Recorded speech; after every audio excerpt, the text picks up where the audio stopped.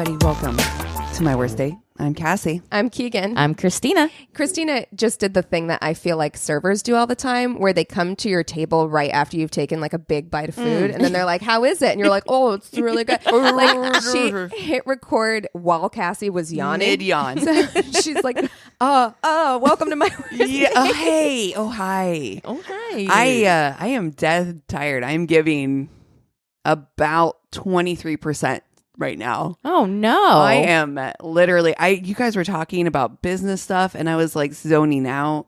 I am tired. We've all been there. I literally woke up at 3 a.m. yesterday so that I could get ready. That's disgusting, first of all. Drive to San Diego for Comic-Con. Did hair. I started at 6 a.m. doing hair. Ended at 6 p.m. Then had to drive back to LA. I'm literally called my dad on the way. I called my son on the way because I was like, You're falling asleep. I'm going to fall asleep. Yep. I am going to fall asleep on the road. Ugh. And my friend Mikey was like, hey, are you good to be driving back? Because he had a place down there. And I was like, he's like, are you sure you're cool to drive home? I'm like, I'm fine.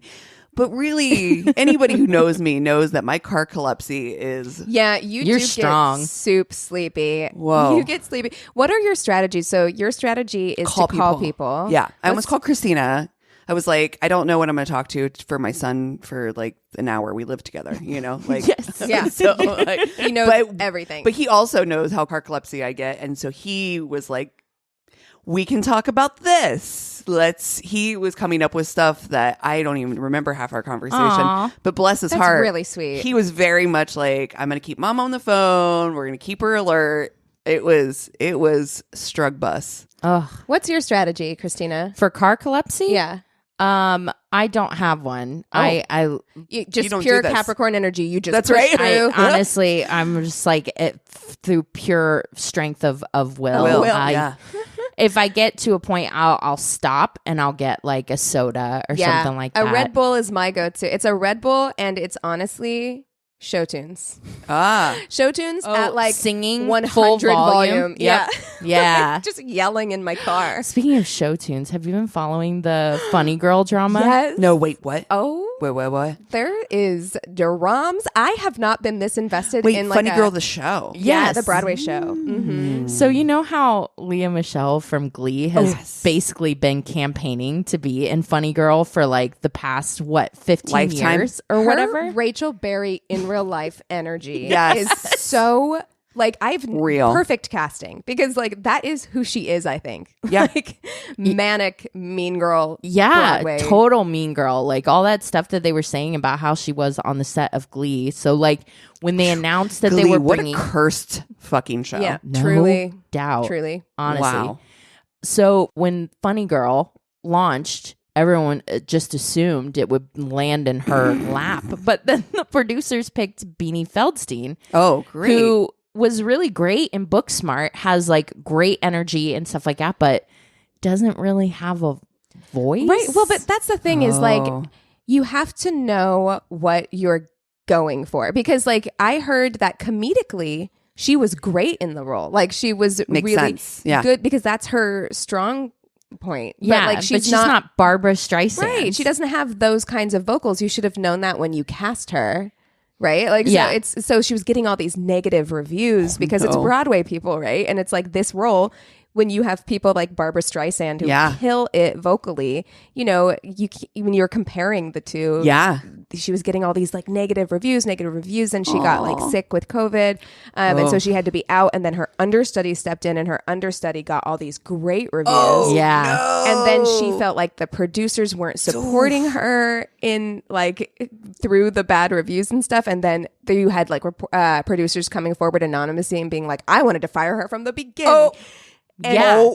Can you imagine how shitty that is though horrible. for like Beanie Feldstein? So Terrible. she's like hearing all this shit and she was supposed to be out I think in October anyways. So how did it makes me no, see this story right here, how that was presented to me, makes me immediately go, well, then how did she get the gig? Exactly. Who does she know? How, you know what I'm saying? Well, like, because they should have because known. you know, it just like Los Angeles, Broadway's the same as far as like, it's all about who you know. It's all about those connections. It's all about, you know, your dad is friends with, you know. She's from a showbiz family. Right. That's but the I'm thing. like, but she's, I don't know. I just feel like we're judging her harshly because it's just like she got the role based on her comedic timing, I'm sure. Right. So I'm sure the producers at the time they cast her were like, we're going to take the show in a slightly different direction. We're going to lean more on the comedy rather than the vocals. And so then I understand why she feels like the producers don't have her back, because she's like, you cast me right for this, you know, Right. and now they're judging me for this other thing. You should be backing your choice, you know, like explain that you wanted to take the show in a different direction. Totally threw her under the bus. Yeah, they did. So she quit early. She's like, actually, I'll be done at the end of this month. And so then, producers are putting Lea Michele in the lead. And so then but what Jane, about the fucking understudy Exactly. who did so well? Yeah. Exactly. So what happened was, girl, I followed this drama hard. Me I was too. like reading all the things. So Wait, what's the understudy's name? Do we know? I feel like I want to shout her out. I feel like it's Julie Benko. yes, I think. I think that's right. I think that's right. But so what happened was like they were having all these talks. Then it leaked that they were talking to Lea Michele before Beanie quit. And so she found out that they were talking to Lea Michele, because Lea Michele approached them, by the way. Her team approached them. Of course. She's like, you're getting all these negative reviews. We just want to let you know that Leah's on the table. She's interested. She's a Val. She's a Val. So Beanie found out that they were talking to her, and that's when she was like, actually, I'm going to leave early. So Julie Benko is doing it in the like interim between, so she gets to do it for like a month or something. But then Lea Michele is going to come in. But also, Jane Lynch quit. Jane Lynch is in the show, and as soon as she heard that Lea Michele was going to be there, so I was like, oh, shit.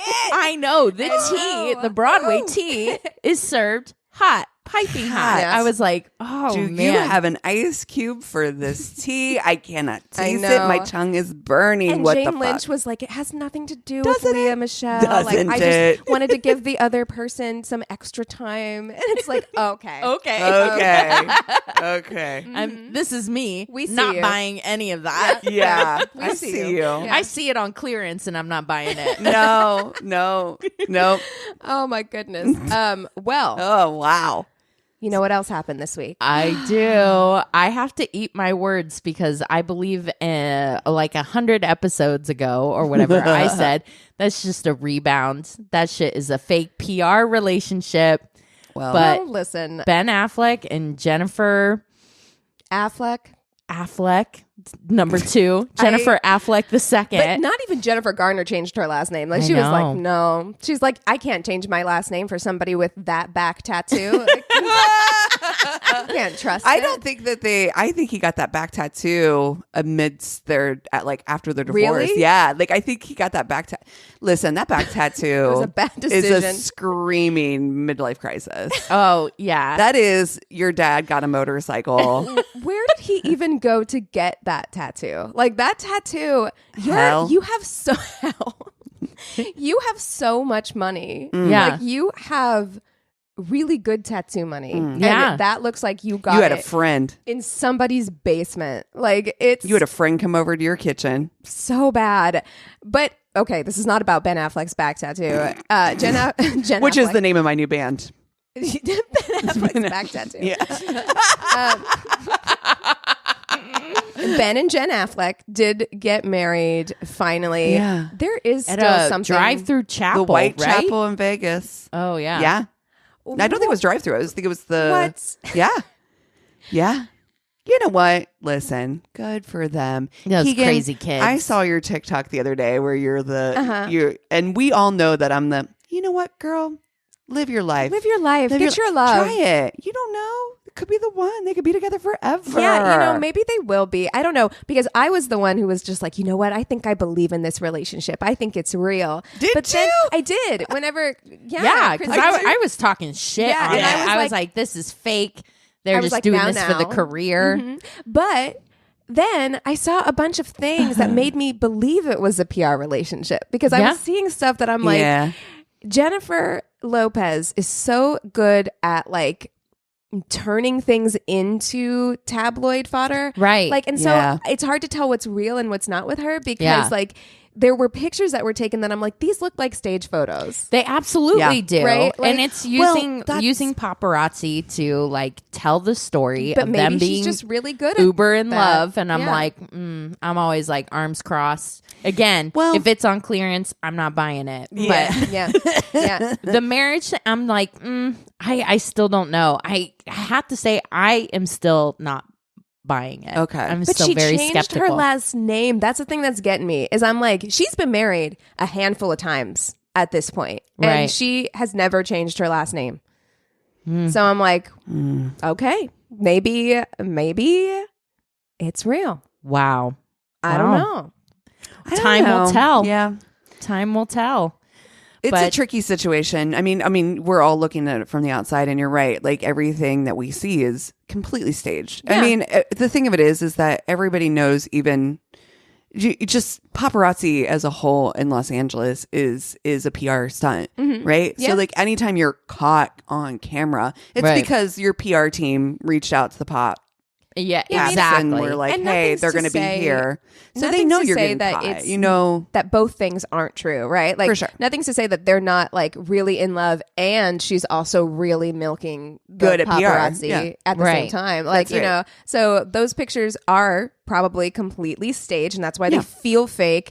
But their relationship could be real. Sure. Like, we don't know. Well, let's talk rebounds, because that's part of the other reason that makes me skeptical is that I just don't know of any rebound in my own personal experience going back to something that fucked up the first time. yeah, a bounce back Usually, relationship. like, fucks up a second time too. I don't know. I feel like it's been such a long time now. I mean, because what was that, like 15 years ago? Like, it's been such a long time They that are different people now. change. Like, I don't know. I guess that's another argument. Do you believe that people can really change? True. I do. I think that I'm a completely different person than I was 10 years ago. Yeah. I think I've changed fundamentally. I have too. And so Agreed. I think that like you can change. If he's dedicated to his sobriety, that's something that they didn't have whenever That's they were right. together before. True. You know, They weren't parents. They weren't parents. Yeah. I think that there's a lot that's changed about them as people, and maybe I think it can work. I think going back to something can work. When I see those types of relationships, it's usually like it's been like 2 years. Yeah. And you're going back to your ex, which You're is like, not he's different now, honey. changed. He hasn't changed. He's just out of jail. See, this is me as like Right. the Capricorn, where I'm just like, I do think that people's circumstances can change, but who people are fundamentally at their core, I have serious doubts that any of that stuff actually. You don't feel morphs like and you've changed. changed in like I 10 feel, or 15 years? I feel like I've gotten better at managing my neuroses, but I still feel that at the core of me, who I actually am is the same. I've changed. I have changed. I think I have I've too. changed my views. I've too. changed my values. But that's, growing up. That's growing up in a forced like religion and being, I mean, forced feels like I was in a cult. I wasn't. No, but look, I mean, okay, we don't have to go into that, but but it is. It's true. It's you. But that's life, right? Who I was at 21, 22, 23 even. I was the after effects of the way I was raised, right? So I was wearing a lot of the cloaks and baggage that came with my upbringing. Yeah, but So but who you are inside. I wonder if any of us have really I'm changed different. that have. much. I have, beyond because- just the views. No, you but know I what mean, like, but even still, like I all of those Aries traits, right? So you're like, oh, you're so Aries. I am, but I used to be worse. I used to be much more brash. I used to be much more unapologetic. I used to be very judgmental. I've changed a lot of those features about myself. I have really worked on myself through those years too, on like just being like, that's not who I want to be. yeah, I mean, I guess I understand what you're saying, Right. Christina, in that like who I am, like at my core is probably the same. However, like when you change your mindset and your worldview, you do change the way you interact with other people. And that will bleed into your relationships. It will change what you put up with in relationships, what you want from relationships. It changes all of that stuff. And so maybe the two of them at their core actually get along and like love each other. And it was all that other stuff, circumstances. Right. That like has been shed throughout the years to allow them to come back together. Because I think that can happen because at your core, you are who you are. I do believe that that's what your spirit is. Like you have a core spirit, but like all those other things make up who you are because perception is reality. So what other people perceive you to be is what you are. Right. So you change, and I maybe it'll work. And sometimes you don't not. And sometimes you don't even know who your core personality is, your core being is. You have to shed things. You have to shed that. I mean, you and I both can relate in that world of like just shedding some of these beliefs that were given to us. Yes. But I do think I agree with Christina in that like if I really dig deep. But I don't even know if I knew who that person was. But I don't know if I knew her at the time, but I do think that she was always there. There you go. Now that makes sense. Yeah, I think she was always there. Yeah. Yeah. I will buy that. Okay. There you go. You're like, and I will get that Kirkland's best. So on that note, for FMK, I propose that we FMK famous celebrity rebounds. Oh, well then So like Gwen Stefani and fucking Dude Face from The Voice. Oh, and then not like people they've come back to because I was thinking Elizabeth Taylor and Richard Burton. Right? Yeah. Whoa, they came back together like 5 times and none of them were a good idea. Yeah. But let's do rebounds, ones that you're like, holy shit. Like, of course, it's a holy shit that they came back together because they were together before. But like, I'm talking like. Remember when Jennifer Aniston and Vince Vaughn were together? Oh, classic. Classic rebounds. Like, everyone was like, huh. Well, you know what I thought wasn't going to last, but did last? Speaking of Gwen Stefani, it's Gwen Stefani and Blake Shelton. There you go. Who saw it? Who knew? Like, no. Who saw Nobody saw I didn't have that. I did not have that on my bingo card. That is, well, we've got some other ones here, too, that were... we've done him too many times, but like Olivia Wilde getting with Harry Styles immediately. I know. Whoa. Speaking of tea, there's tea there too. Ooh, tell me. Florence Pugh and Olivia Wilde are feuding. Allegedly. Because Florence Pugh is refusing to do any press for Don't Worry, Darling. And then, like, Olivia Wilde is, like, passive-aggressively posting things, like, and tagging Florence Pugh. Wait, why is she refusing to? We don't know. Nobody knows. But yeah, I know. The tea is very hot. Okay, yeah. Rebounds. Oh man, rebounds. I gotta say the Gwen Stefani and Blake Shelton one is big that's for a good me. one. What about Olivia Munn and the football player? No. John Mulaney and Olivia Munn. And then, again, I know we've done him many times, but like Kim K going straight from her marriage to Kanye into a relationship with Pete Davidson was like breakneck speed. Oh, yeah. What about Nicole Kidman and Lenny Kravitz? Oh, that's who she dated after Tom Cruise. Right. You know who else? Renee Zellweger and Kenny Chesney. Do you remember that? Oh my God. And they got married. Right. Yeah, they did. And then they got divorced like 2 months later. Right. Yeah. They were like, never mind. This was a mistake. Okay, so you've just gotten your heart broken and you've got a rebound with either Blake Shelton, Kenny Chesney, Vince Vaughn. Oh. And I don't want to do Lenny Kravitz. That's just too easy. It's too easy. What about Kenny Chesney? Do Kenny Chesney. Okay. Blake. Wow. Blake Shelton, Vince Vaughn, or Kenny Chesney. Oh, dude. Because here's the thing, actually. Like, young Vince Vaughn can get it. I actually think that he was like hot when he was younger. Yeah. However... And I do think he's funny. Like when I watch him, I think he's funny. However, he seems like the kind of funny that's dark underneath. Yeah. I'm like, this, I feel like he's going to have one too many whiskeys. And then I want to explore that. I'm not going to lie. Ooh. I want to explore that. I don't know in what way I want to explore. Blake Shelton is the kind of guy that makes me unreasonably angry. Like, okay, he seems like really nice and he goofy, doesn't take anything serious.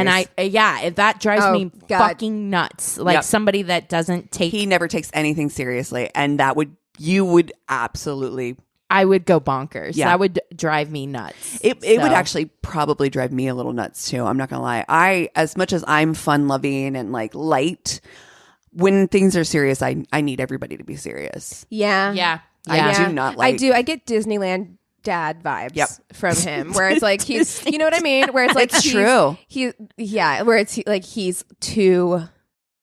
Yeah, I'm with you on that. And also, Miranda Lambert would be your. I'm sorry. Did you just look up a picture of Kenny Chesney? I know, but check him out without the hat. Oof, it's even worse. Sorry. Oh, is it? Is he? If he's is bald, but it's I don't hot. actually- Bald is fine, but he's I don't not mind a his good looking baldness. bald. I do not think he's good looking bald. Yeah, no. I'm sorry. You just showed me a picture of him with Tom Brady. He looks like Pitbull. I can't. Like country like pitbull. A really small pitbull. Oh no. Oh my god. Oh okay. No. He's probably really nice. Is he? I don't know. I don't know about him. anything about I know him. nothing about Kenny Chesney. Oh my god. I just remember that wedding photo of Renee Zellweger and Kenny Chesney on the beach together, and I remember thinking like, he's probably this. really sweet. Is he? I don't know. I don't know. I'm afraid. Okay. No, but why did they get divorced so quick? I'm like, Yeah. Well, I'm going to Danger Town with. Are you going to marry Vince Vaughn? I know. I don't know if I'm going to. I think I have to. I'm not going to lie. I think I have to. I think I have to marry Vince Vaughn. Okay. I think I have no choice because I cannot marry. Cannot Disney dad. And none of us know Blake enough Shelton? about Kenny Chesney to marry him, except for that he's friends with Tom Brady, which you know for apparently. me. Yeah, that's not a plus. I got beef. That ain't a plus. Exactly. That's not working in his favor so much. So you're gonna fuck Blake Shelton? God damn. Wow. This is awful. I hate this. I didn't realize how perplexed or how complex I would feel about this. Yeah, you really don't like Blake Shelton. I don't. It's exactly what Christina said. It's the not ever being able to take anything seriously. Like I love a lighthearted. I love that. Mm-hmm. But he got Gwen Stefani, so he must be, or she must be. No, I think it's her. She's a question mark for me. Where I'm like, if I went to dinner with the two of them, I bet I'd be more surprised by her than him. Like I'd be like, oh. Actually, he's fine. Yeah, you're weirdo. It's you. Yeah, 100%. I don't even mean that in a mean way. Nope. I just mean like, I bet she's a little weird. Like, no, she's a lot weird. She's got to be a lot weird, and she's got that. She has that also. Here's the thing. Okay, here it is. She has the. I got famous when I was just young enough. I've never had to do anything for myself in my life. Youth, to energy, her, yeah. that like eternal child, Yeah, and you have then Disney dad. Yeah, I think that they have a lot of... Everything is fine, guys. Everything's fine, and she needs somebody. They're perfect together. Yeah, when I actually you break think that it they down. are. I think that they are, and I think that they have a lot of fun at Disneyland. Like they look like they are wearing the ears. Yeah, they are going on all the rides. They are staying for World of Color at the end. Like they are doing all the. Like I would actually like to. I would go to Disneyland with them. Like I would do a fun, lighthearted vacay situation with them. They're perfect for each other. Yes. Mm-hmm. I do not need a Disney dad because I'm a full ass grown adult who has has dealt with. You're not my dad. And you're not my dad. And I have dealt with all of those things. Like I feel like there's something about somebody who gets famous young that they haven't had to deal with a lot of things on their own. Mm-hmm. They've had a lot of mollycoddling and people help and guide them through these things. What about Blake? So Blake Shelton was with Miranda Lambert, right? And she cheated on him. No, right? other way around. Is that what broke them up, or I think it was the other way around. I think he cheated on her. There was cheating involved. I don't know who cheated on who. I don't know. I don't remember. Yeah. At any rate, it didn't work out. I know she was heartbroken, and that's what made me think that it was the other way around. She was the one who was like pretty devastated by the whole breakup. Gavin Rosdale cheated on Gwen Stefani. Several times. Yeah. From what I heard. I heard he was not a nice husband. Yeah. I don't doubt that. Yeah. If you find, I heard that she was like looking at the iPad and found evidence of, that's terrible. I don't love that. I hate it. Yeah. I think I've come to a decision. Okay. All right. Talking it out. The only thing, I looked up some information about Kenny Chesney, and the only thing that I found is that Nick Jonas and Priyanka recently went to his concert and danced in the front row. So that's all okay. But I'm like, okay. All right. Nick Jonas and Priyanka give it a thumbs up. So, I mean, they endorse Kenny Chesney. Wow. So I feel like I need more. This is the only information I was able to find. I feel like he may have a red hat in his house somewhere, and I don't know. So, but based on the little bit that I know, I am going to I'm going to marry Vince Vaughn. Okay. Yeah. Yeah. There's something about that like little bit of edge that he has that I think I can relate to, and that we can riff back and forth and have a good time. He's also very tall. He's very tall.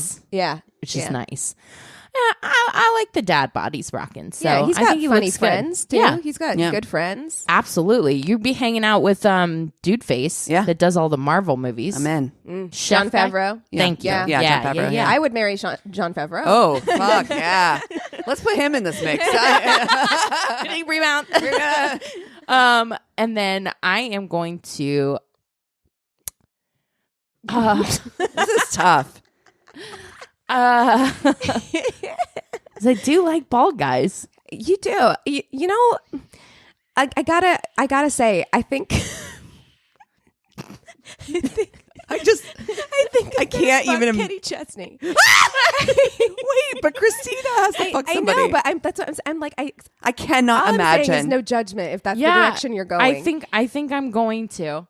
I think I'm going to. I Blake really Shelton's tall. Can't. Cassie's over here like, don't do it, girl. Like Blake Shelton. You don't have to. That's also true. I just. But here's the This thing. is There's something a little appealing about Kenny Chesney being a little bit of a mystery. Like I kind of want to get into his house just so I can I want to solve this equation, right? Is it going to be a little bit of chicken fried? Yeah. Oh, cold beer on a Friday night. He could be the type. He could really surprise us. Like, what if his house is like super like modern? It's all like glass, or it could be one of those things where it's very much not that, and he's got like a rotating round bed or something covered in velvet. You know, I don't know. We just don't know. It is a completely mystery. Solve this mystery for you. It's like, what is it? Like Deal or No Deal? Like, I'm like, I think I'll go for it. I'll open the mystery door. I'm gonna fuck Kenny Chesney. Okay. Yeah, I mean, oh my gosh, I hope I don't regret that. We'll just do it once, see what it's like, and maybe we'll come out of it and be like, that was a mistake. Or you might be like, actually, I see how he got Renee Zellweger to marry him in like a month and a half. There you go. Yeah, there's gotta be something there, right? So I'm gonna fuck Kenny Chesney. Never thought those words would come out of my mouth. Yep. Can he keep his hat on? Sure. Yeah. I mean, honestly, I'd prefer it. Hat, absolutely. Boots, keep him on. He is a Capricorn. Oh, there you go. Oh no, wait, that's a label he was on. Never mind. He's actually March 26th. That makes more sense. That makes more sense. Aries. Oh, you love an Aries mistake. Yeah. He's going to be awful in bed. There is absolutely no fucking way. He's got to be better than Blake Shelton in bed. What's Blake Shelton? Well, did Blake Shelton in 2000 get involved with Tim McGraw in a scuffle with police officers because he attempted to ride a police horse? I'm in. That sounds like the shenanigans I'm going to fuck. I might marry Blake Shelton. That's hilarious. No, this is Kenny Chesney. Oh! That also Kenny tracks. Chesney tried to ride a police horse. Listen. Oh my That's God. some Aries energy. Yeah, it is. If I've ever fucking heard it in my life. Yeah, I'm gonna fuck Kenny Chesney. That's hilarious. Oh my God. If I was gonna get arrested for something stupid, it would be something like that. I wanted to ride the horsey. Blake Shelton, June 18th. So he is a Gemini? Oh, I'm in if he's a Gemini. He's a Gemini. I had a feeling he might be a Gemini. Men are... What the fuck? Yeah, I'm in. And then, okay, what's Vince Vaughn? Something dark. That's what I mean. Like, I'm like, I don't know what I'm going to do here. Vince Vaughn. Oh, Aries. Oh, God damn it. It's not a good one in the bunch for me over here. Not for me Oh, either. Lord. These are not, this is hard for me because Yeah. I think Vince Vaughn seems more interesting, right? Mm-hmm. Like there's more there that I'm like interested to dig deep into. Do I want to marry Vince Vaughn though? I don't know because there is a darkness there that scares me a little bit. You know what? Let's give it a shot. Let's give it a shot. I will marry Vince Vaughn. I can fix him. I can fix him. He's got a little bit of fire. I'm a little bit of water. I can put that fire out. Yeah. Okay. Yes. Okay. I'm gonna marry Vince Vaughn. This is making sense. And I'm gonna kill Blake Shelton. Nothing, not personal. I would love to go ride the Dumbo ride with you, but I don't really want to marry or fuck you. I just not giving me that energy. Yeah, not at all. That was hard. Yeah. It was really hard. Yeah. Now that I know their signs, have only one option. Oh, you changed your answer? I have to marry Blake Shelton.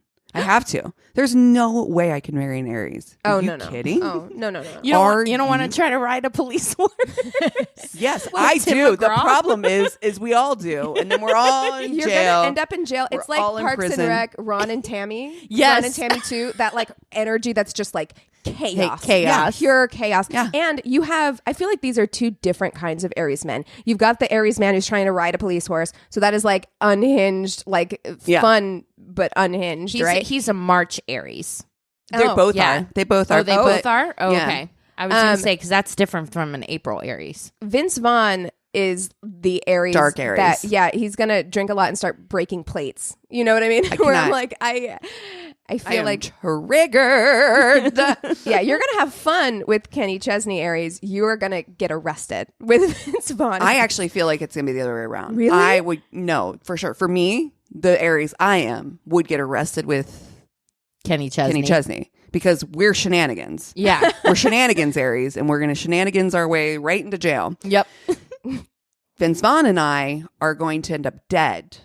Yeah. Or on a Dateline episode. Well, that's what I mean. Like, you're going to end up arrested because the neighbors are going to call the cops because you'll be screaming at each other at 2 a.m. for like an hour and a half. I have to fuck Vince Vaughn. Yeah. Yeah. That's good. Yeah. That's good. Yeah. Are you going to marry Blake Shelton then? I'm going to marry Blake Shelton. Are you kidding? I cannot marry Kenny Chesney nor Vince Vaughn. I just feel cannot. like this is growth. I feel like this is making a very good decision. Yeah, it is for me. Yeah. Now, because here's why. I love Geminis, and they get a lot of shit. But Geminis are great. They're fun, which we've seen Blake Shelton. I think Blake Shelton has to play the role that he plays in the relationship that he's in because of the relationship he's in. Do I feel like Geminis can also be serious? They can. So we don't get to see Gemini serious. Oh, so yeah. like, because Geminis are a twin, right? Yeah. So they're like, they can be, so knowing that he's Gemini makes me know that he can be serious. Okay. So- Yeah. Okay. I'm down with that. Sound reasoning. Yeah. Okay. So there it is. Oh, well, that was A journey. A journey for one. You guys want to take 5 and we'll come back with stories? Might need 10. And we're back. Okay. I have the Tainted Love this week, so I will get us started with a listener story.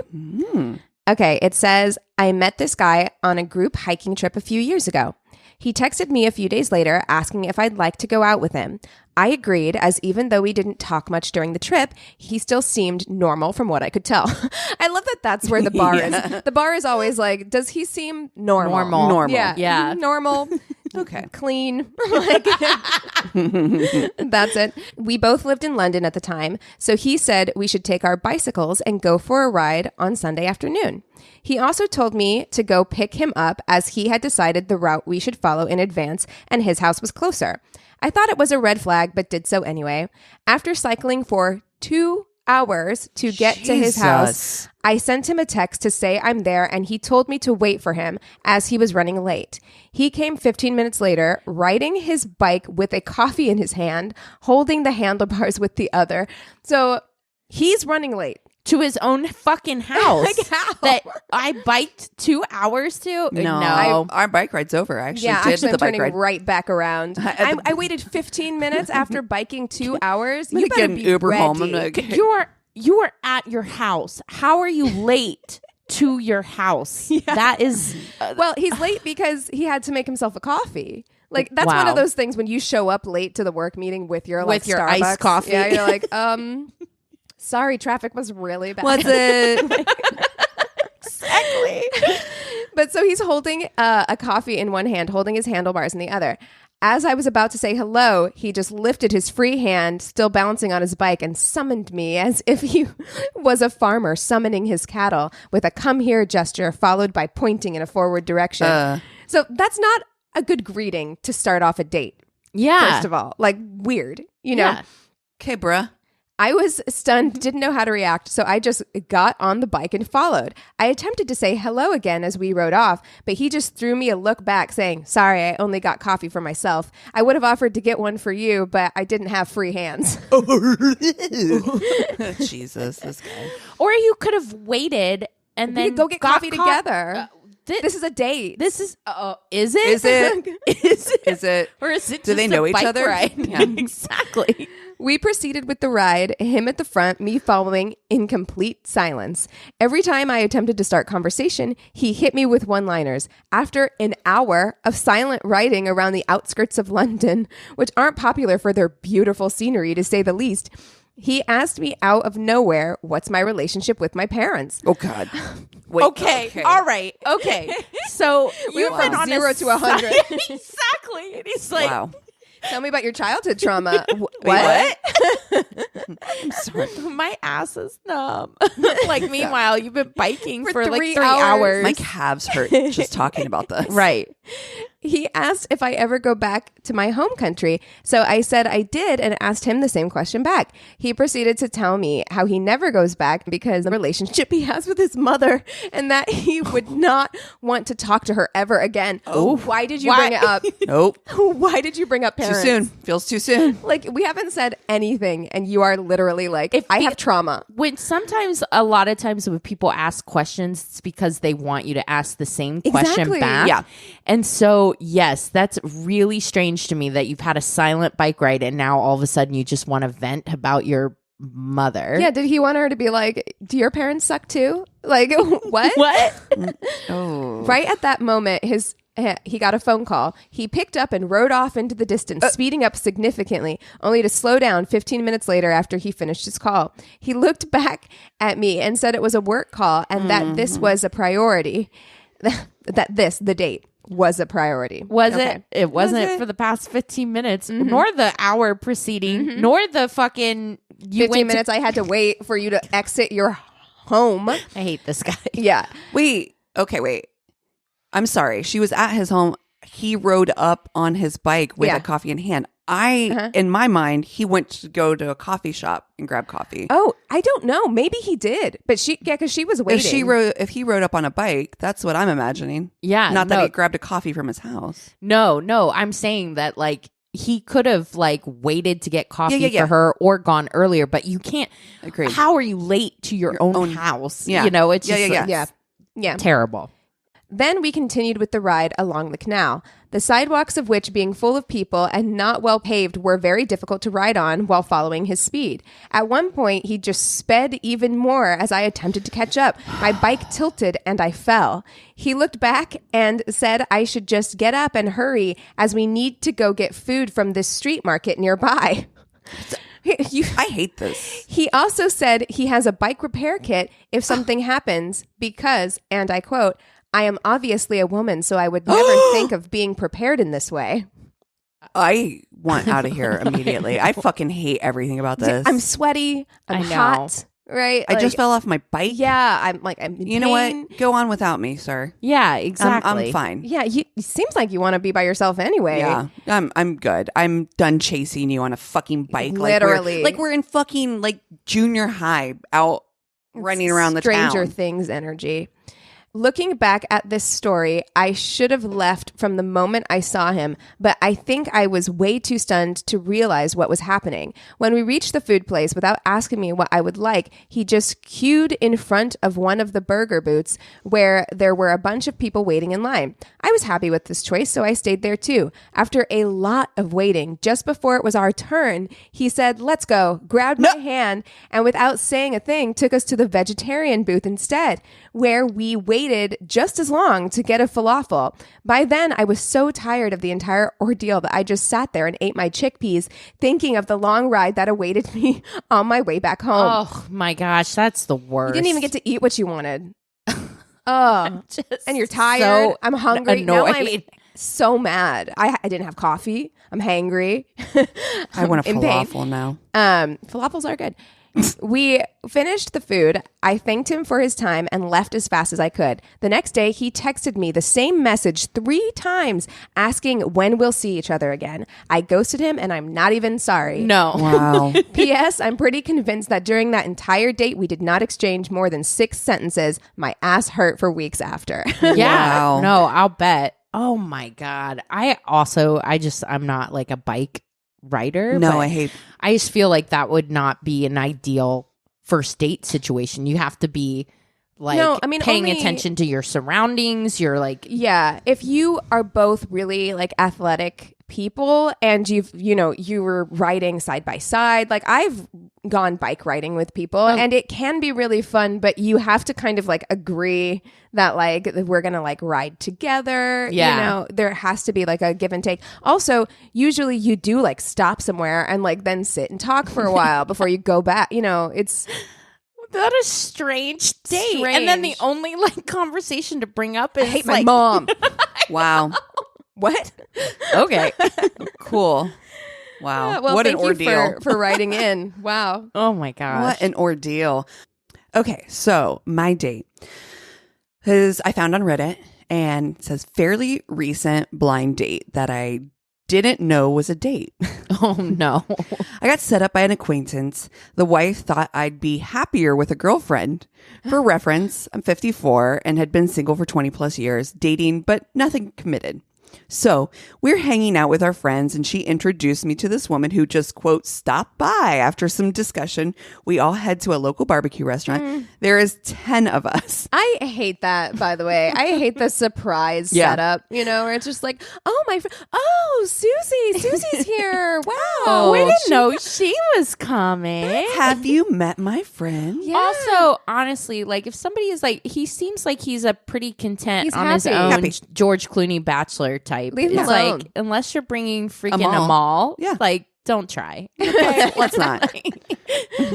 They head to a barbecue restaurant. There are 10 of us. Most of them are couples. We specifically separate the checks. And fast forward to we're waiting on the checks when the waitress delivers this huge to-go order: 2 pounds of brisket, 2 pounds of ribs, 2 pounds of chicken, sausage with sides. The chick, whoa, it's so Wait, is much she meat. going to like a different barbecue after this? Yeah, no, So they're much. taking. They all did an order to go. Oh, okay. That's what's going on. I thought Sorry. it was Okay. one person A to-go order. Yeah. ordered all of this stuff. I was know. like, that feels like meat sweats. Yeah, Wow. that's a lot. Yeah. Oh wait, maybe it is. No. I don't know. Yeah, it says we are waiting on the checks when the waitress delivers this huge to-go order. Yeah, the chick they introduced me to just casually said it was for her 4 kids, all teenagers, making jokes on how much they eat. I'm thinking, it's your checkbook. No need to explain. I hand the waitress my ticket and my card, and the girl asks me, "Aren't you forgetting something?" Oh No. She's trying to get. Oh no! Do you know how much something like that costs? So much money. That's like almost $200. That's a lot of fucking in this food. economy. in this economy. Uh-uh. I'm That trying to. is so much food. Yeah. No. Wow. And how bold of you to assume. Like bold as day came out and said, this is for my kids. This is a first date, right? In quotes, blind and not date. even a date, barely a date, right? It's a big group thing. Yeah. Like, why would you think that I would pay for, even if it was a date? Why would you think that I would pay for your kids' families. dinner? Yeah. Wow. Jesus. She's like, she hands the waitress her check and's like, we're together. I'm like, the hell we are. Since when? This chick blows a gasket and goes off on how Anne, the person who said their mutual friend, said I was a gentleman and took care of business, and how much of misogynistic asshole I was for not picking up her check. That word doesn't mean what you think it means. That's not what it means. That's not what that means. That's not where it belongs. You're using that wrong. Yeah. Stop that. No. And how she consented to give me a chance with her. What? I mean, seriously? I mean, this chick went off like an atomic bomb. The waitress even stepped back. Now, I just met this girl and didn't even know that what Anne had told her, that this was even a date. Everyone needs to get better friends. I'm going to go on record because this has happened so many times. Yeah. Where I'm like, what? Do your friends not like you? Like, why are they setting you up with these people? Like, when I first read this, I clearly, because you can tell as I was just now rereading it, that I'm like, I did not read that properly. This is even more audacious than I initially had. Yeah, because there is no way that somebody who goes off like this, first of all, Bold as Day has those expectations, first of all, and then goes off this quickly.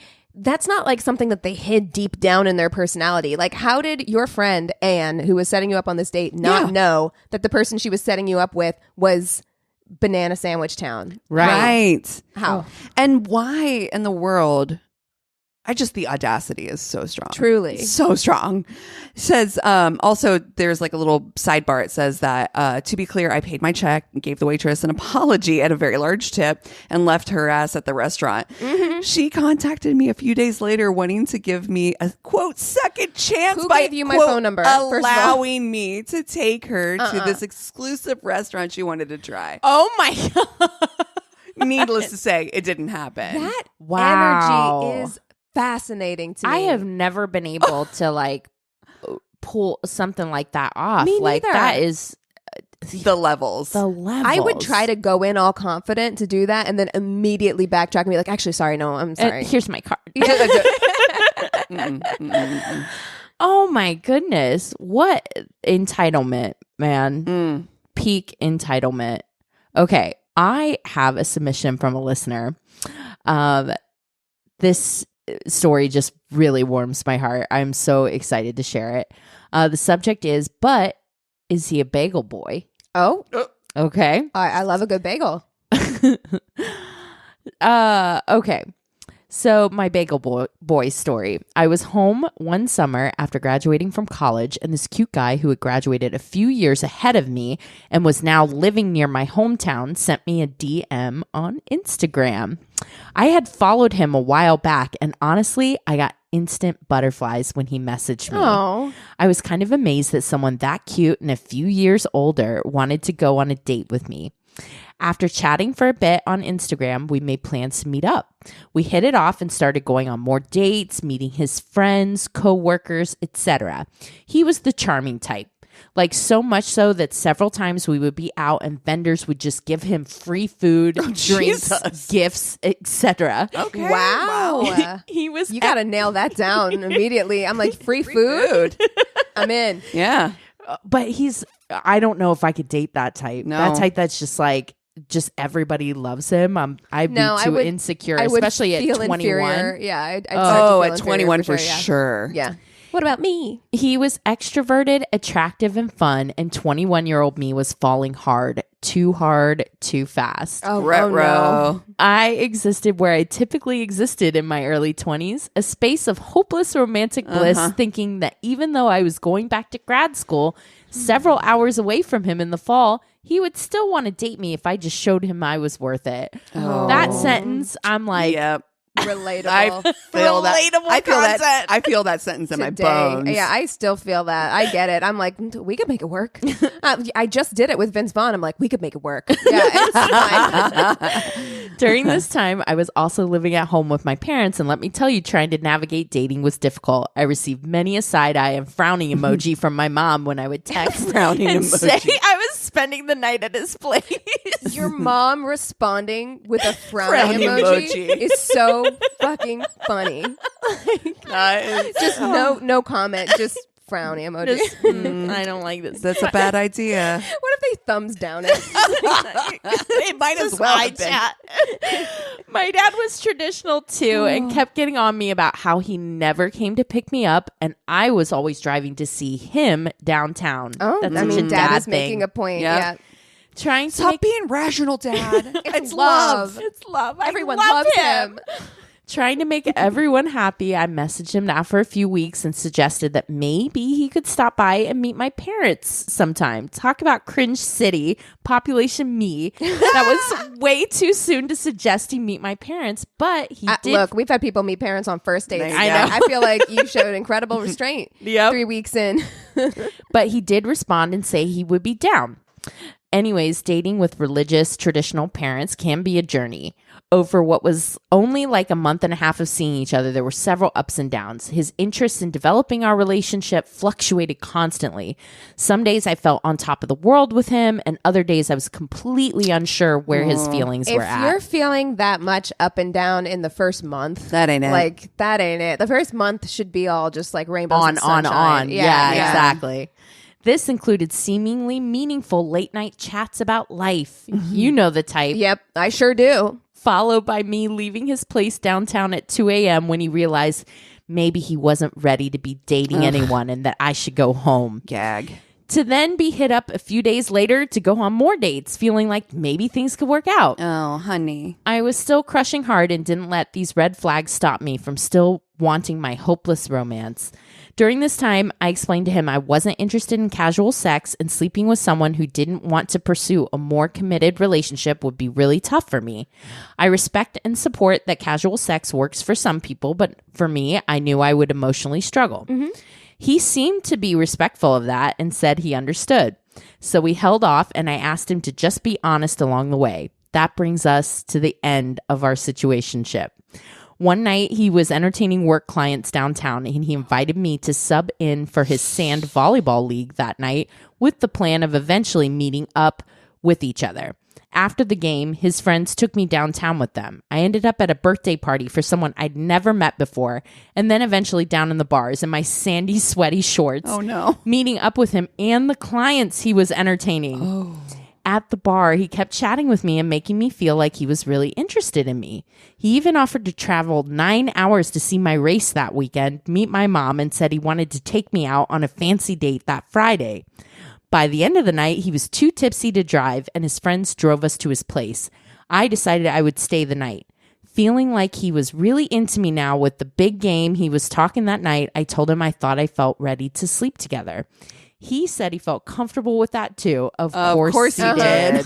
Yeah. Fast forward to the next morning, and his alarm goes off at 7 a.m. He jumps out of bed, asks if I can drive him to work since he doesn't have his car, and if I could be ready in 5 minutes. I agree, and on the way, he asks if I can stop by the bagel shop so he can pick up bagels for work. He keeps going on about how great these bagels are. I'm thinking to myself, wow, we slept together last night. I'm driving him to work. He's getting me breakfast. Surely this man will consider grabbing me one of these amazing bagels when he goes in. No, he ain't. Wrong. He hops back into the car with a giant bag of bagels and begins directing me to his work. Yeah. I drop him off at his work and we kiss goodbye. I don't know if it was how hungry I was or how much I fucking love bagels. Yep, this sounds like me for real. Like, I'm like, this would be the final straw. I'd be like, That's you know so what? funny. You know what? And did not currently have one in hand, or how clear it became to me in that moment he really didn't care about me. But I immediately burst into tears as I drove away. Oh. Trying to be a strong, independent woman who doesn't need a man for bagels. Yes, I kept repeating that to myself as I drove. Amazing. I went She's to my... like, no, I am a strong, independent. I get my own bagels. I went to my favorite bagel shop and to buy myself a bagel, extra cream cheese, and a tea. 2 days later, we went on another date, and during dinner, he pulled up his calendar on his phone and kept talking about how busy, how crazy his schedule was with lots of fun trips, etc. I was heading back to grad school in August, and I kept thinking, wow, he's making it very clear he's very busy until I leave. We made out in the parking lot, and then I got in my car. Confused by kissing in contrast to the schedule review, I called him on my drive home to express my confusion, to which he responded, yeah, I think before things go too far with us, we should stop seeing each other. My heart hurt so bad. I felt like a total idiot, embarrassed, and naive. Now, here's my favorite conclusion to this story. That night, I immediately drove to my brother's house and cried on his couch, to which he comforted me and shared his now signature line, dating can suck, but just remember, every cock is a new lesson. When I told my other brother the story, he responded and said, you know, some men are all talk and no bagel, but you deserve a bagel boy. Aww. This started my family's running joke about whether the new guy I'm seeing is a bagel or an anti-bagel boy. And finally, my best friend knew I was hurting and planned an entire date for the two of us where she set up a whole picnic in my favorite park. Aww. During our picnic date, she got down on one knee to propose to me with an everything bagel with a full-out friend speech chocked full of bagel puns and asked me to be her best bagel friend forever. Oh my God. She has the now, best those are the people. friends you want. She has the best people. You don't want in an her Ann. life. You want a bagel girl. Yeah. I know. Yeah. She's got the best people in her life because her brothers are awesome too. Yeah. And I think I felt like some of the stuff that she communicated through the story too was just really, really mature. Yeah. Even though we've all been in that place, she communicated, she asked questions. Yeah. And for her to realize, hey, this person is not thinking of me at all. This person is using me. I think is really aware for that age. Oh my God. Way more aware than I was at that age. Totally. And even if you can, I love that you see how it can coexist, that like you can have those thoughts and you can know that and you can still make out with them in the parking lot. Yeah. You know what I mean? We've all been there too, where we're like, I feel like, oh my gosh, there's a picture. Oh my God. How adorable is that? That is the best. I am going to cry. Guys, that's so cute. Friendship. Yes. And like, I will always get you guys bagels. If I stop somewhere and like, I'm on my way for you guys. For sure. You always do. You always ask. We always ask. Like if we're stopping somewhere, if we're going to McDonald's breakfast before we record, we always ask. Yeah. We're very considerate like that. Yeah. I feel like that would have broken me too. I would have been like, that would have been the thing for me too. I'm like, we finally slept together for the first time and I'm driving you to work and you couldn't even pick up a fucking bagel and you're for me? talking this bagel up. Yeah. I have a really strong awareness right now of how much I didn't love myself back then. This is really awakening something in myself where I'm like, I didn't even expect him to get a bagel. I knew he was there to buy bagels for his work. And I did not, in my mind, I was like, oh, that's so weird that she expected somebody to get him. And I'm like, no, she should have expected that. He was the one who was talking him up. And I'm literally like thinking, I deserved a bagel. Yeah, we all deserve bagels. Why wouldn't you? Because I understand it coming from like, yeah, he was getting them for work or whatever. But I'm like, you're talking these bagels up to me. If we were in a car together, I'd be like, I'm going to get you one. You have to have one. Yeah. Right? Like, so I'm like, she should be expecting that. And he should be thinking about her enough. Like, if you're sitting in the car and you're telling me how good these fucking bagels are and you don't think to give me one, that means furious. That means that person like doesn't have you as like even a priority at all. And it just like shows true colors. I think it's so funny the things that can do that to you. Like, it's depressing to think like that's how little I thought of myself at that point too. Like at 21 I would have been like, oh, it's okay, and I would have just let it keep happening. So good on her for just being like, seeing the writing on the wall. That shows his true character. But I love that story. I love the pictures. Yes. God, thank you so much for writing in. And please, listeners, keep writing in those stories. We love sharing them. Love it. Yes. You guys want to take 5 and we'll come back with the Tainted Love? Yes. Yeah. Okay, so I have the Tainted Love this week. Listen, this one is a bit of a bummer. I was like halfway through writing my notes and I was like, I don't know if I should tell this one because it's a bummer. But I was halfway through writing my notes and I was like, do I want to abandon this and start something new this late in the game? And the answer was no. So this is one that I am very surprised that I had never heard of before. Oh, wow. I'm surprised. So I watched it, or I first heard of it from Danielle Christie's YouTube channel. I've referenced her before. I'll put her video on the website in our sources if anybody wants to go watch her video. But then also Ghost City Tours, Ranker.com, and a Medium.com article. So I'm going to tell the case of Zack, Bowen, and Addie Hall.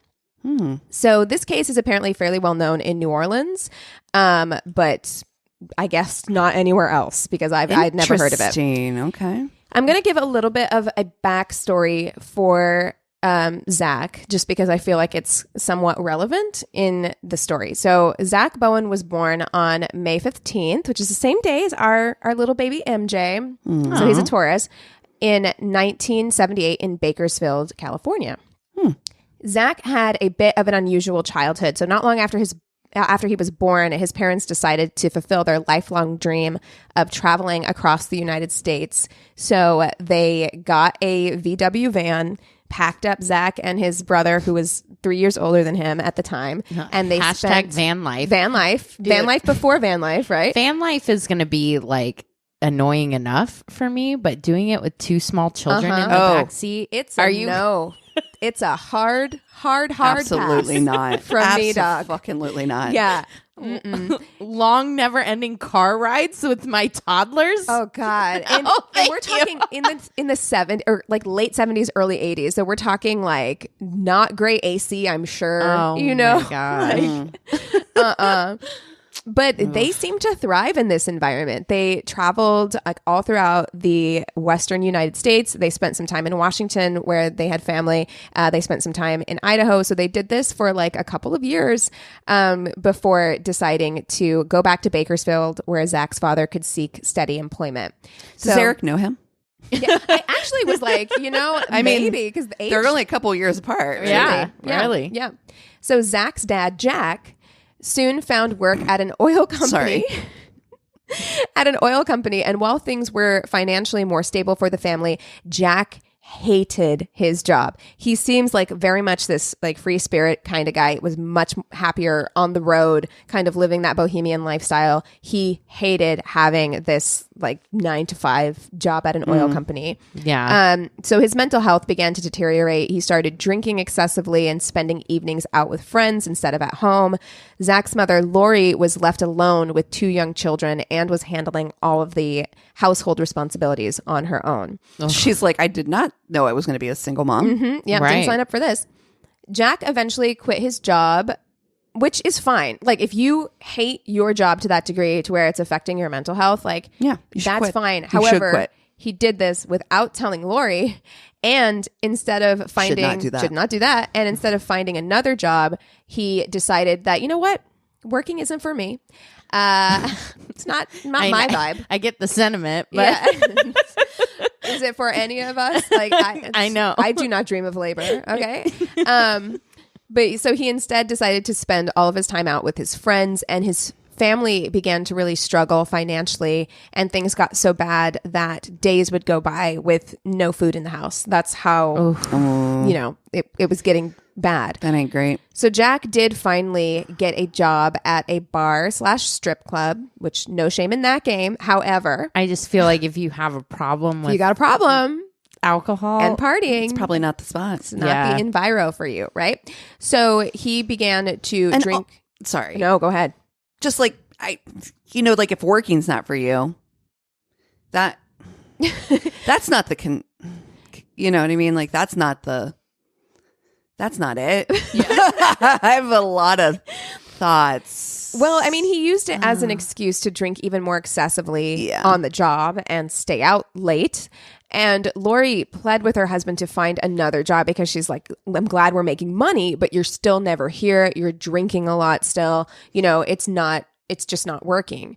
So he did find another job, but this other job was in Seattle. So the whole family was like, okay, we're going to relocate to Seattle. So at this point, Zack is 7 and things get better for a little while. But soon Zack's father is back to his old ways. He's drinking excessively. He's never coming home. And Lori had had enough. And so she files for divorce in 1990. So Lori takes the kids and she moves back to Santa Maria, California, as Zack is entering his teen years.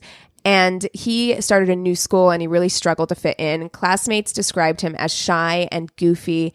He was very insecure, particularly about his height. So he was always a tall kid, but he would eventually grow to 6'10". Very tall. Hey, hang in there. You'll be beating him up with a stick. Yeah.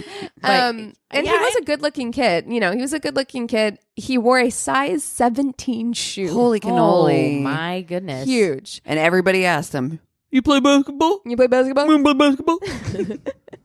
So he really did, stand out, and he was uncomfortable by that. But despite his insecurities, he was popular. He liked to make people laugh, and he was voted class clown and even nominated for Homecoming King. Oh. So when Zack was nominated, it said that he became obsessed with winning the title. Oh, Jesus. So still feeling like he didn't quite fit in, I think he felt that if he was crowned Homecoming King, that would be the thing. That would I fit in. I was now. Homecoming King of my high school. Yeah, but I'm like, you were nominated, which I'm like, you're already leaps and bounds above me. Exactly. Yeah. Same. Yeah. But he felt like this would validate him somehow. So he launched this massive campaign for Homecoming King, but he didn't end up winning. And I feel like this is, I bring this stuff up because I feel like it gives you a good idea of his mental state and like the way he makes decisions what's important to him. And what's important because he was so devastated by the loss that right after Homecoming, he dropped out of high school altogether. Okay. Wow. Sir. Disproportionate reaction to not winning Homecoming. Could you imagine? Well, none of this is worth it. His dad's like, you know what? Working ain't for me. Yeah. He's like, bye. I learned that quitting real Yeah. solid, So Zack's dropping out of school came as a big shock to Lori, his mom, because her son had always been a good student and he'd never really caused any trouble. He wasn't a troublemaker at home. So dropping out halfway through his senior year just felt like stupid. What a fucking dumb move. That's we all make impulsive decisions when we're younger, but this one feels extra. Extra. It's not like he got pregnant and was like, I just can't make it. No. Because I also am going to need to take a job. Like, no, this motherfucker's like, I didn't get Homecoming King. Yeah, I'm like, you were still on the court. What? I didn't win, so I'm out of here. Obviously, people like you. Relax. You know what I mean? So she felt like this was really unlike him and it wasn't acceptable. So the two of them fought. They butt heads over this, obviously. Not long after this, Zack told his mom that he intended to go live with his dad in Seattle, which was also a huge blow to Lori because Zack's dad hadn't really been in the picture since a couple divorce years earlier. Still, there wasn't much she could do to stop him, so she just let him go. I mean, that's his dad. She's like, okay, you can go live up there. When Zack arrives in Seattle, his father does not try and encourage his son to go back to school.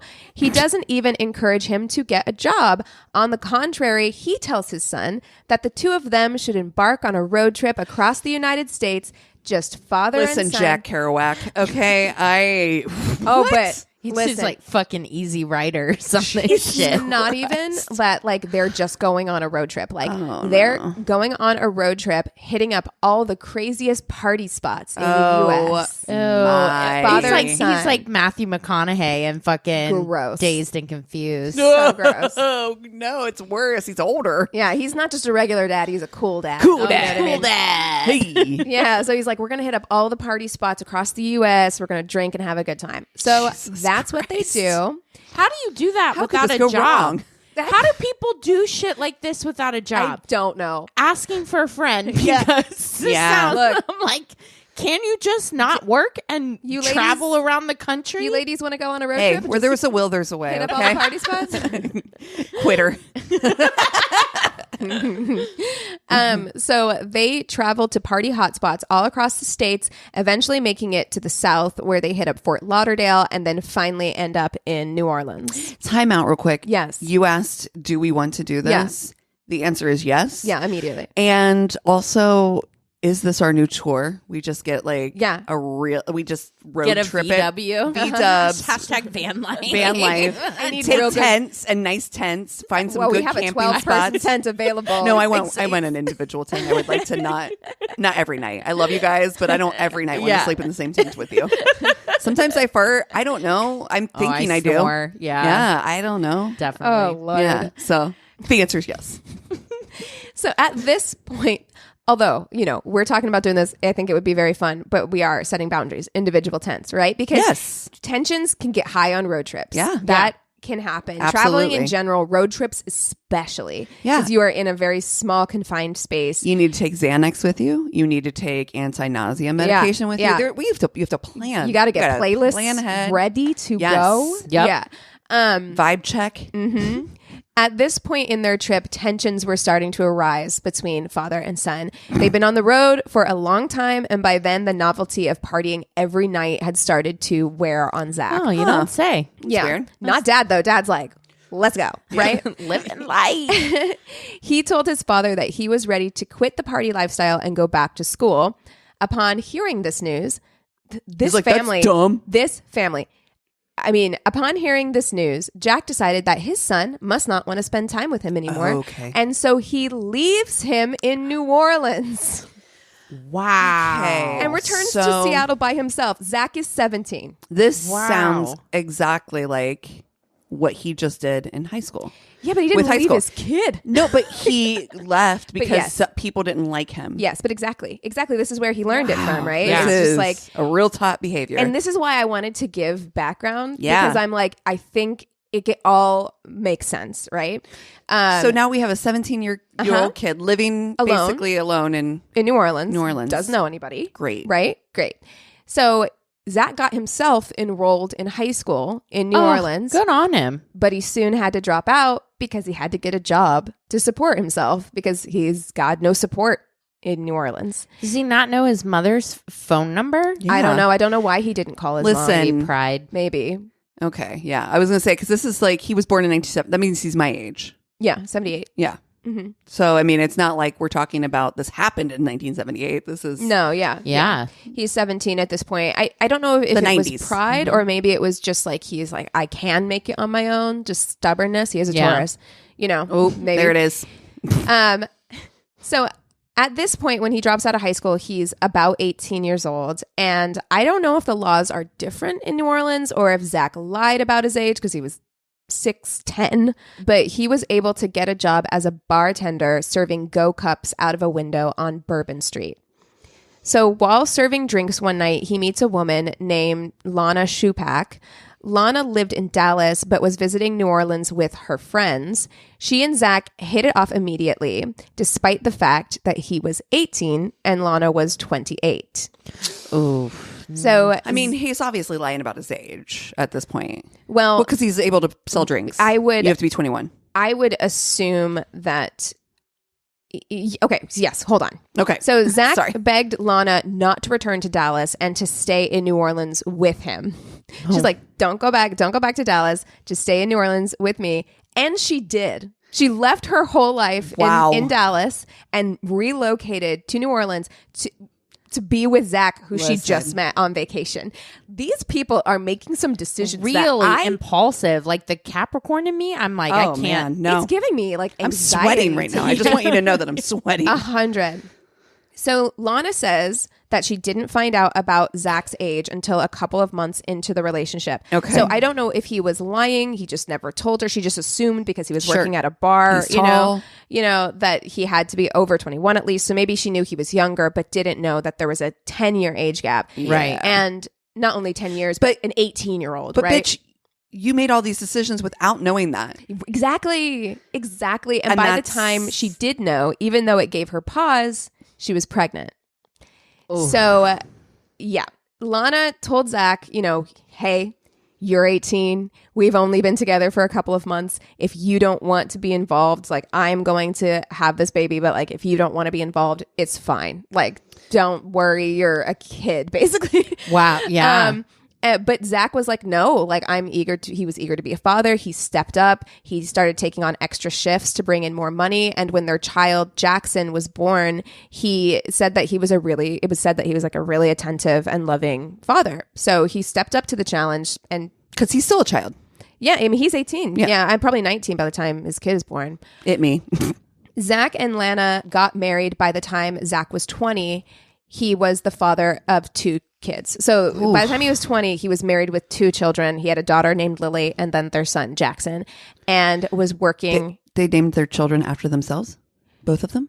Isn't her name? Her name's Lana. Lana. Sorry. And then Jackson, I'm guessing, is named after his shitty dad. Wow. Because his dad's name is Jack. Yeah, that's right. Yeah. Zack, Jack. Mm-hmm, it's confusing. Paddywhack. He's a 20-year-old father of 2, married, working full-time as a bartender. Oof. So he realized that he needed more steady income, a more steady career. And so he joined the army. And Lana and Zack were like, I think this is a good time for you to join the army. There was nothing really going on. We're getting real close to 2001. It was the year 2000. Oh. So at the time, there wasn't a lot of conflicts that, going on at the time. But we all know what happened. After 9/11, Zack was deployed to serve in Iraq. When Zack returned, it was like he was a completely different person. He had severe PTSD due to his time in combat. Yeah. When he came back, he told Lana of a traumatic experience in which he had befriended a little boy whom he was teaching English, and that boy would come around like every day, and he felt very protective over this child, and he was devastated when the boy was killed for befriending American soldiers. Oh my God. So he felt personally responsible, because like this is his friend, and he was killed for befriending Americans. So horrible. I mean, this would be traumatic for anybody, and he had a lot of things happen to him over there that he brought back with him. He was just discharged from the army in 2004 at the age of 26. And though he returned home to his wife and children, he was never the same. He took another job bartending, but his mental health was just not doing well. And he and Lana were fighting every single day until they eventually separated. So Zack moves out of the family home, and while he's bartending one night, he meets another woman named Addie Hall. So Addie began working at the same bar as Zack, and he was immediately enamored with her. It seems to be a theme with him. He falls pretty fast, hard and fast. And she wasn't really interested in him at the time, but she worked the shift directly after his. So every day after he got done with his shift, he would just stick around and hang out at the bar and talk to her during her shift, which could be endearing or terrifying, depending on who the person is. Yeah. Right. In this case, it seems that Addie warmed to Zack, and the two soon began dating. Addie was described as creative, fun-loving, and free-spirited. She grew up in North Carolina before relocating to New Orleans as a young adult. Now, Addie's childhood was deeply troubled. She experienced sexual assault as a child, and her teens and early 20s were riddled with a string of abusive relationships that left her mentally fragile. And this is part of why she wanted to start fresh in New Orleans. She's like, we're just going to wipe the slate clean and start over. Yeah. Addie herself, as well as close friends and family, believed that she had bipolar disorder, but it was undiagnosed, or something similar. And though she could be a lot of fun to be around, she was also extremely volatile, especially when she was drinking. So Zack and Addie got very serious very quickly, and their relationship was basically defined by their partying lifestyle. The two would go out every single night, do drugs, drink to excess. And it probably didn't help, that they worked in a bar. Yeah. So and this kid is still a kid. I mean, he's still early 20s. Well, he's 26 at this point. But I mean, I don't consider 26 a kid, but he is, he's 26 at this point. They are going out all the time, drinking, doing drugs, and partying. Still, they seemed happy enough in the beginning of their relationship. They had that new relationship glow. So any tensions that they had, because Addie would start fights often when she was drinking, they would be quickly forgotten, right? Because it's just early relationship stuff. Mm-hmm. A few months after they started dating, Hurricane Katrina hit New Orleans. Yeah. Oh my goodness. And I think we all remember how terrifying Katrina was. It was devastating. When the storm first hit, Lana, Zack's ex-wife, pleaded with him to evacuate with her and the kids. She wanted to make sure that the father of her children were with her, because we all saw, if you were there at that time, if you remember seeing the news footage of Hurricane Katrina, it was apocalyptic. It was so scary. And so she wanted to make sure they were all together. And she told Zack, like, you can bring Addie with us. We can all go together. Just come. Just come, right? But Zack and Addie didn't want to leave New Orleans, and they decided to stay behind and stick out the storm. Oof. Luckily, both Zack and Addie survived the worst of the storm, and they banded together with other locals who had chosen not to leave the city. They formed a little community, taking residence on one of the city's now abandoned streets. So the community didn't have any electricity, running water, or cooling in fucking New Orleans. The OAC is like, ugh. Yeah. The community would cook together, gathered around the fire, singing songs and dancing and drinking.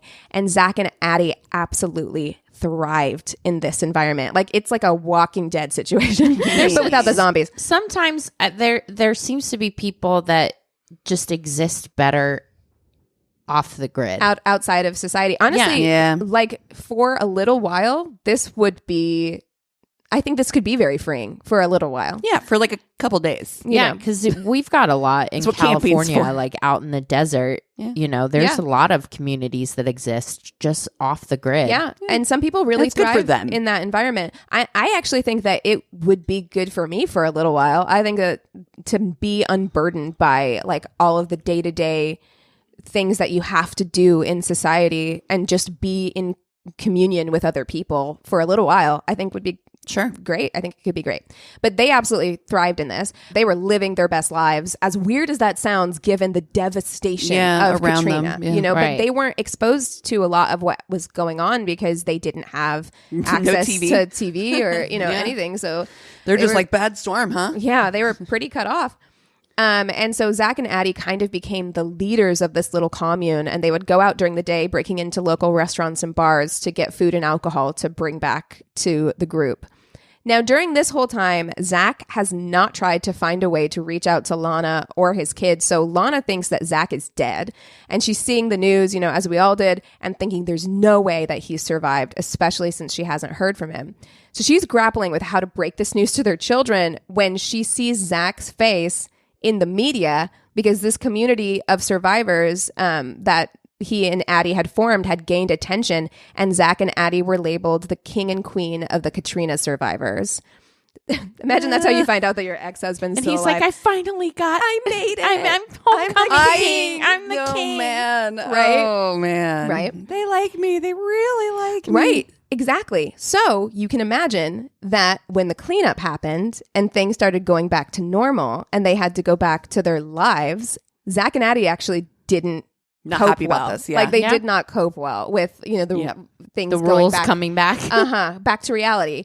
Right. So not only did they resent having to return to life, they also resented everyone who was coming back to New Orleans. Wow. They judged them for having left. They were like, exactly, Cassie. Wow. Okay. Have you seen New Orleans? They had to leave. I had family. My family's from that area. So I had family in Franklin when Katrina hit. And I remember we were all trying to like reach out to everybody and be like, is everyone okay? Is everyone alive? Yeah. During the cleanup effort, also, there was a lot of National Guard and other military members deployed to help, and this really triggered Zack's PTSD. Yeah. So his drug and alcohol use skyrocketed, as did Addie's. Zack did eventually reconnect with Lana, who very hesitantly allowed Zack to have the children every other weekend. And Addie resented Lana and grew to resent the children as well, eventually just staying away from them during their visits. So the return to life, Zack's PTSD, the drug and alcohol use, and the arguments over the children and Lana put tons of strain on their relationship between Zack and Addie, and it began to deteriorate. So the couple fought constantly, and those fights would get physical, with Addie beating Zack up. On more than one occasion, he would appear at work completely covered in bruises because he's not fighting back. I mean, he's huge, right? Mm-hmm. And she's just wailing on him, like physically. Zack was bisexual, and one night he met a man at the bar where he worked and began to have an affair with him. When Addie found out, she went ballistic, which I understand being angry, right? Like, someone found cheated out your on partner's you. having an affair with someone else. So not even just like a one-time thing. Like it's a thing that's been going on. But she was more angry that Zack was having an affair with a man than that he was just cheating on her. So she blew up at him in public, calling him every homophobic slur in the book. Gross. And then got Zack's phone, called all of his contacts, and told them all that Zack had AIDS. Oh my wow, what God. a fucking piece of shit. Horrible. That's awful. Right. I Wow. do feel bad. I do think that men who are bisexual, I think, get a lot more much hate. more difficult. Yeah, it's much more difficult. That's so Yeah. So this was the last straw for Zack. He ended the relationship. But a little bit of time goes by, and Zack's relationship with the man that he'd been seeing had ended. So he got a call from Addie wanting to get back together. No. And he was like, you know what? Yeah, I actually miss you too, and I would like to get back together as well. No, we just talked about rebounds. It's not good. Yeah. This isn't it. This No. isn't enough time. No. Oh, no. Not enough time A couple for change. months for a relationship like this? Nope. No. No. So Addie suggests that they get a new apartment together, fresh start and all that. And Zack agrees. And they find a place on Rampart Street directly above the iconic Priestess Miriam's Voodoo Spiritual Temple. amazing. Yeah, they found like a little apartment just like right above. They had put like a for rent sign in the window and they saw it and they were like, okay, we're going to move into this apartment. As per the agreement with the landlord, Zack paid 2 months rent up front. After he pays, Addie goes to the landlord. I don't know how this worked. I really don't. I've lived in a lot of apartments. I don't know how this worked. But Addie goes to the landlord and tells him, actually, Zack doesn't need to be on the lease. He's not moving in after all, so it's just going to be me. You can take him off the lease. Thanks. Wow.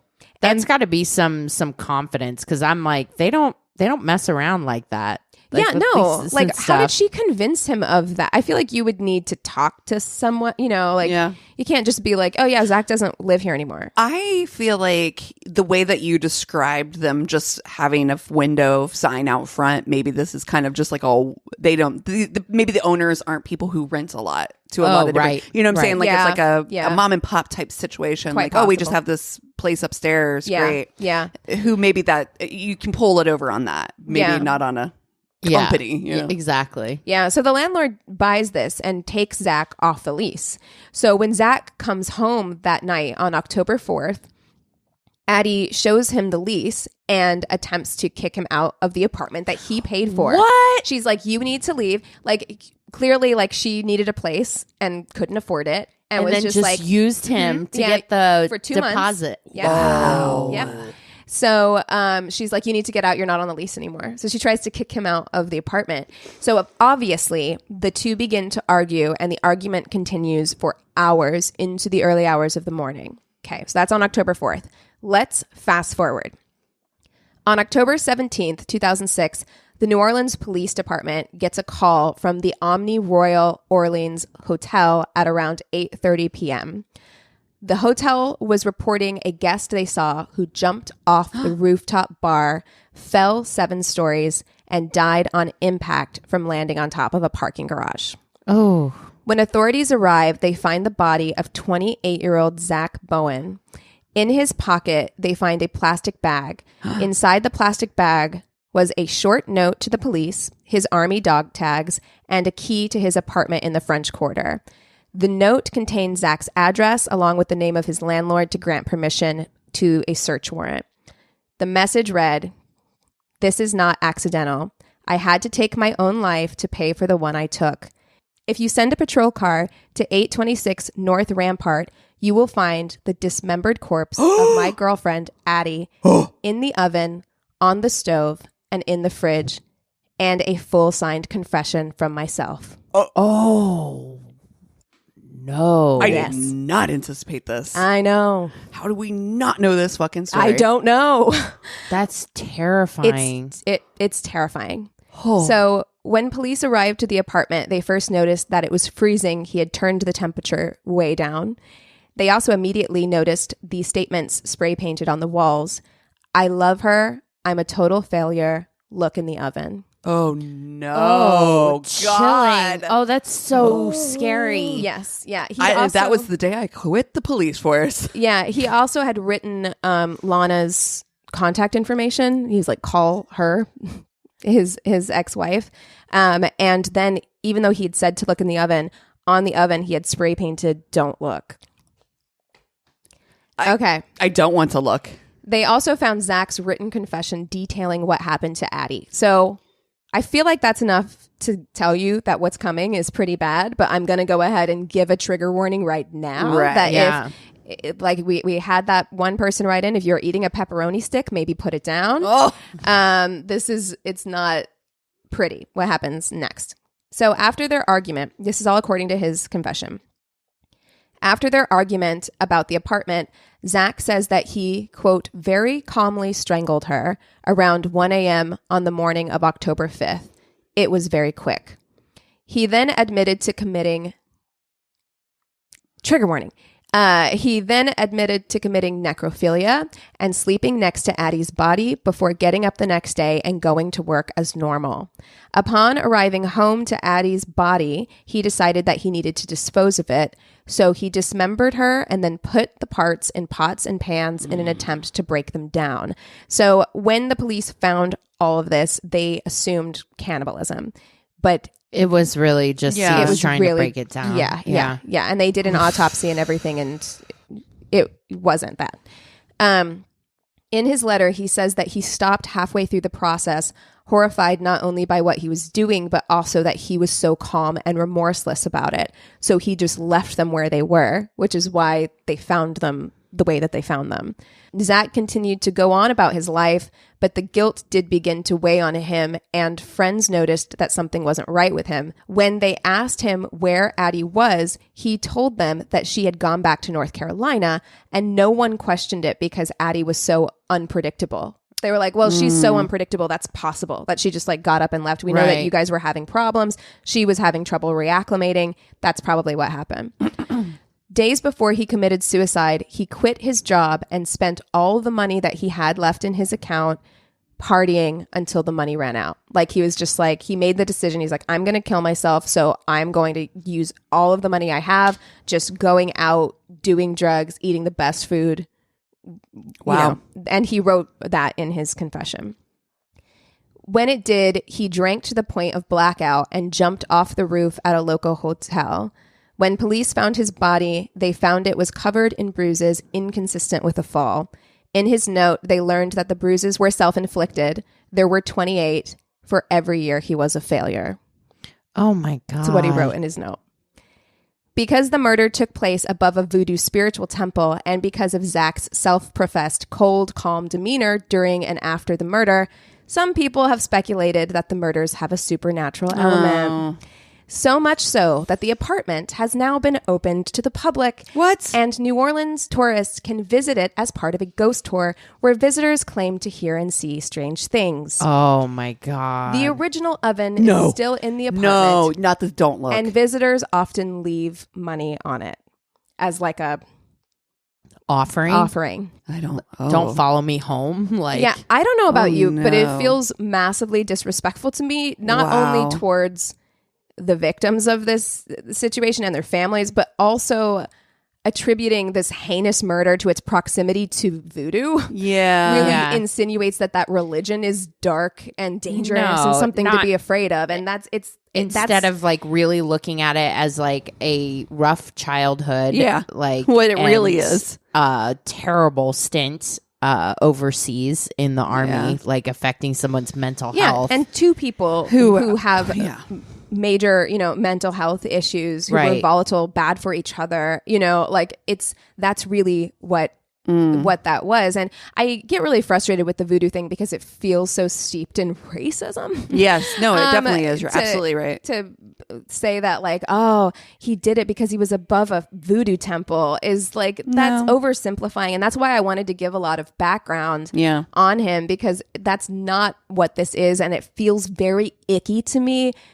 This happened in like 2006. This didn't happen like 200 years ago, right? Right. So touring an apartment where somebody was like brutally murdered in that way is like tactless. Well, especially with like like kind of trying to attribute a voodoo element to it. Does that to me is like, I mean, and Zach's kids, he's got kids, that are not that old either, and it's like my heart really goes out to Lana and his children. Wow. I could not believe I'd never heard that story before. Yeah, me either. I mean, his kids are my age, or my son's age, if you think about it. Yeah.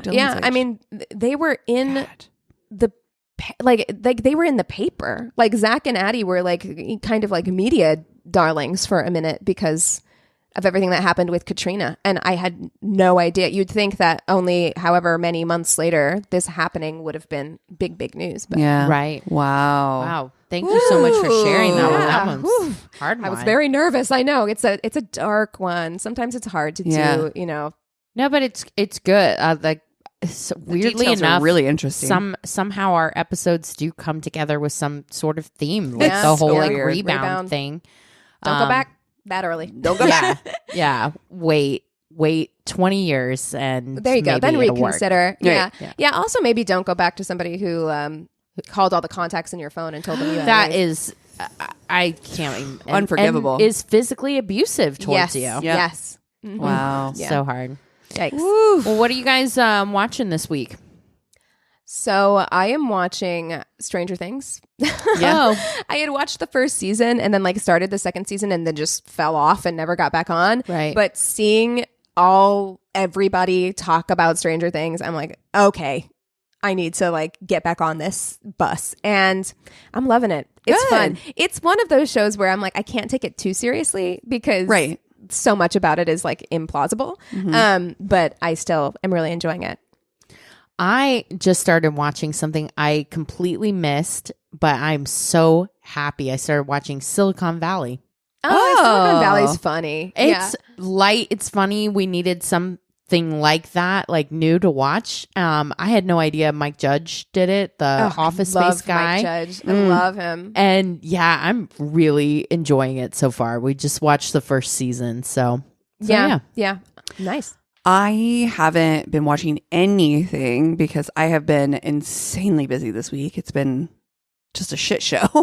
But I like during work, sometimes I'll listen to like audiobooks, and I listened to a book that Keegan recommended callalled Pretty Things. And that book was fucking good. I loved it. It was so good. And I guessed it. I texted Keegan and I totally guessed literally like even some of the weird plot twist stuff like really early on. But I was like, sometimes I do that and then I'm disappointed because I'm like, oh, my idea was better, but I was right and it was good. Nice. And even like reading it and or listening to it and having it flesh out in the way I expected it didn't ruin anything. I was like, this is fucking, it was so good. It was really good. I like that about listening to mystery or suspense thrillers. Like I like trying to piece it together before the end. Like I want to try and figure it out before the end. I like Janelle Brown. She had a new one that she just put out this year called I'll Be You that I also enjoyed, and now I'm listening to her first novel on audiobook. You inspired me to go get her first one. So it's I'm glad you liked it. Oh man, high recommend. Well, if you've got content that we should watch, if you've got bad date stories, or if you just want to check in with us, go to our one-stop shop of a website. We've got some really big news coming up soon. Yeah. It's myworstdatepodcast.com, and we love you so much. Cheers.